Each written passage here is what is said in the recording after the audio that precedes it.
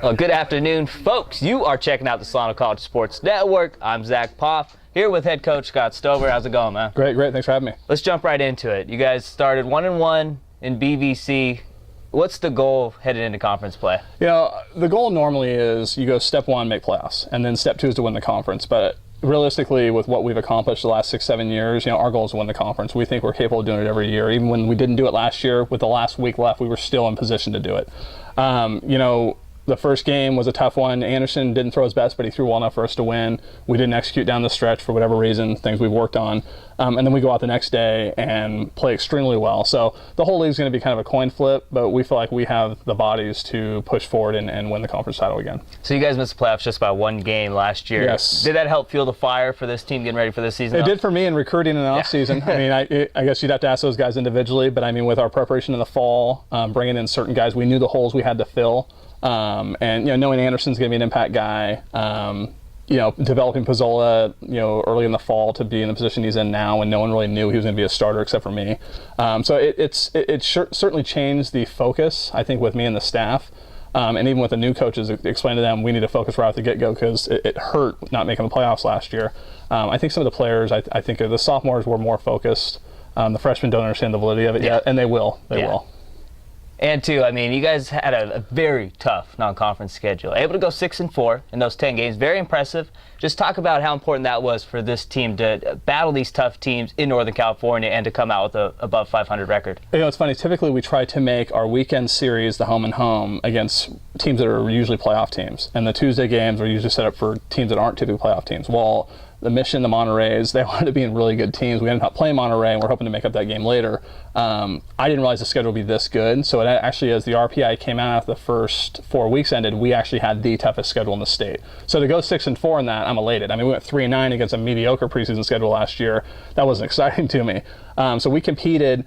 The only problem, I think, with this level of baseball now with the type of players is you can beat anybody and lose to anybody. So it's trying to keep the guys focused on we have to try to just play our game the best we can, stay focused innings 1 through 9 no matter what the score is and who we play. And I think if we do that, we'll end up on top. But just what we did in the preseason was good, and to prepare us, we just got to keep moving forward every day. And the Bay Valley Conference has been surprising this year. Most teams had a pretty good non-conference schedule against, decent competition. Who are some teams to maybe watch out for in the BVC this year outside of Solano, of course? We had more teams at or above 500 at the end of the preseason than any conference in the North, and I think the Orange Empire had tied with us in the South. Oh, wow. So, which is the first time ever. Yeah.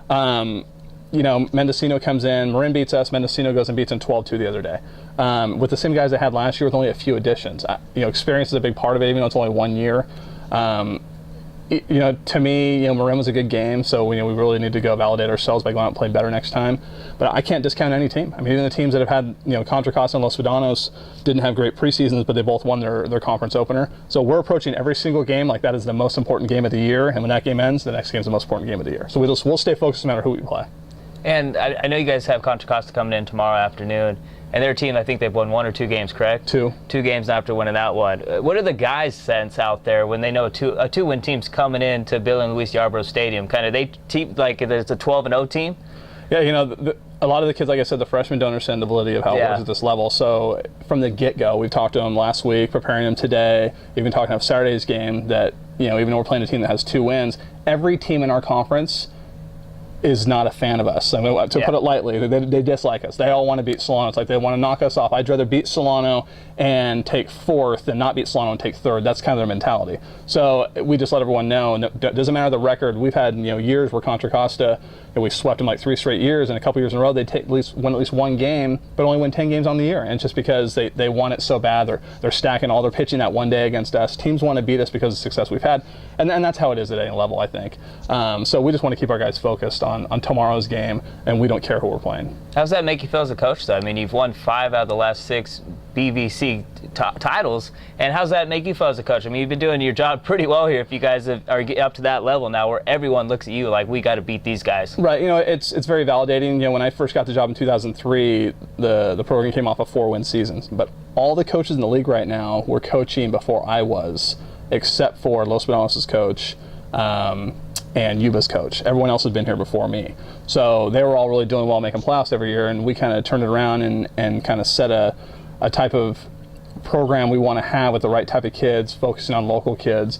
But again, the biggest part of coaching is recruiting. I think we do a good job coaching, but you have to get the right kids.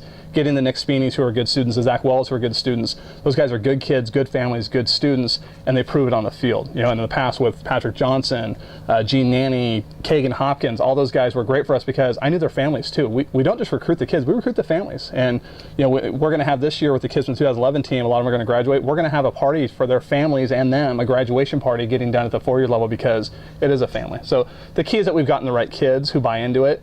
And I think last year we didn't have enough of those kids. And if you saw by our attendance, it really proved that way with the parents who weren't as able to focus as much time with their kids. They weren't able to get involved. And I think we're back to where we need to be this year. Our crowds have been great. The parents have been real supportive. So we're excited about that to move forward over the next 22 games. And that brings me to the next question. The Solano College Sports Network. We've been covering you guys for the last 5-6 years. And finally now we actually got the video camera footage too. Just talk about how the Solano College Sports Network has helped out the Solano College baseball team. The biggest thing, I have 3 kids at home. I'm a dad too, believe it or not. And I parent somewhat like how I coach. And I'm big on family. I have my 3 kids, my wife, my mom's at all the games. Our family's very involved.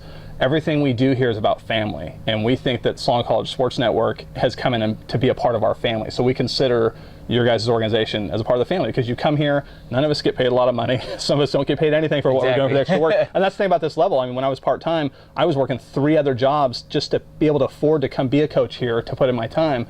And we appreciate and respect anything that people do like that, especially you guys coming in and doing that, taking the time, and we want to support you guys, and you're a part of the Solano College family.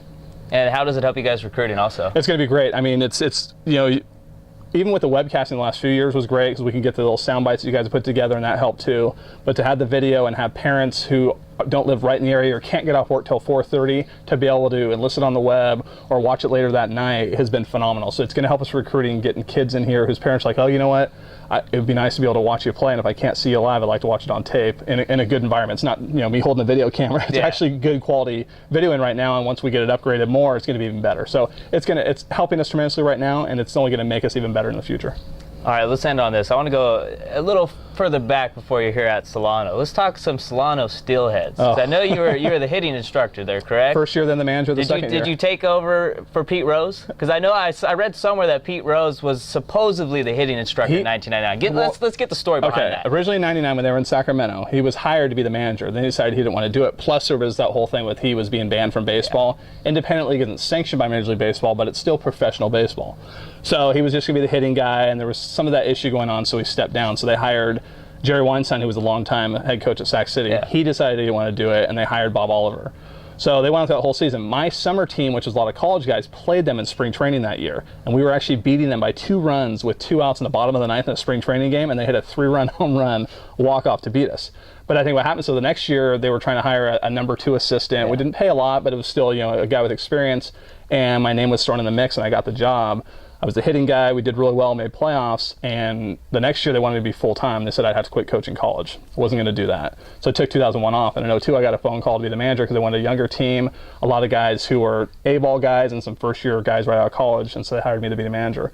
And that's the best thing I ever did because I wouldn't have gotten this job. So I didn't know nothing about this job. The local papers asked me if I was going to apply for it, and it was the AD who called me and said, we want you to apply for this job. We think you'd be a good fit for us. And they kept saying, we're going to hire the pro guy. And what I was is the college guy who happened to be a pro coach at the time. So that's kind of how it worked in the mix. And then I got out, took this job, and that thing folded, and I was long gone when that happened. So that was good. And look at that. You turned this program around for the best. Solano College is now one of the best programs, not just Northern California, but in the entire state of California. Right. And it's because of the kids and everyone involved. Like I said, with you guys, the kids, the families, all the support we've gotten is why we're successful to this day. And also, too, let's go back even further. Let's talk about Consumnes River. You played with Jermaine Dye, right? God, that's pretty further. Yeah. I know, right? Yeah. Can you remember that far back? Well, as I told people, he played with me. There you go, right? You had more home runs, I believe, right? I did, yeah. And it was funny because, he's obviously way more talent. And I don't know. You just never got your break, yeah. Okay, but he had a brilliant career. Not everyone's a first ballot Hall of Famer. He hit World Series over 300 home runs, World Series MVP.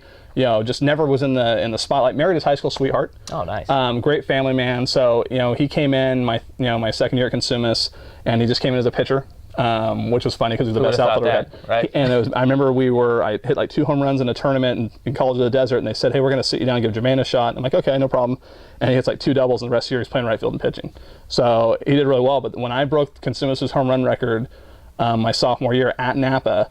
Jermaine hit a home run. It was only his 3rd of the year, and it was my 11th. And all the scouts were oohing and awing about his home run. And I was just like, I hit one too, but his made mine look like a single. He hit it over the oak tree in left center. Yours just barely cleared the fence. And then his playoff was really good. So I mean, everything he got, he deserved. He was a great teammate, great guy, never an issue. It was a pleasure to say I played with him. All right, Coach, let you get back out and coach your guys. I know you're biting at the bit to get back out there. So hey, thanks for your time, Yeah, Coach. thank you very much. Yes.